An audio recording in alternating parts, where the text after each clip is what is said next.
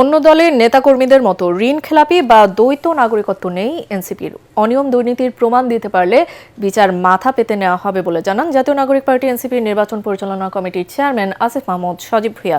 বিকেলে রাজধানীর বাংলা মোটরের কার্যালয়ে সংবাদ সম্মেলনে তিনি এসব কথা বলেন। নির্বাচন কমিশন একটি নির্দিষ্ট দলের আওতায় রয়েছে অভিযোগ করে আসিফ মাহমুদ বলেন, নির্বাচন কমিশন সুষ্ঠু নির্বাচন আয়োজন করতে কতটা সক্ষম তা নিয়ে দ্বিধা রয়েছে এনসিপির। এ সময় নির্বাচনে দল ও প্রার্থীদের জন্য অনুদান গ্রহণ করতে ওয়েবসাইট উন্মোচন করা হয়। এতে করে প্রত্যেক প্রার্থী জবাবদিহিতার আওতায় থাকবে বলেও জানান আসিফ মাহমুদ।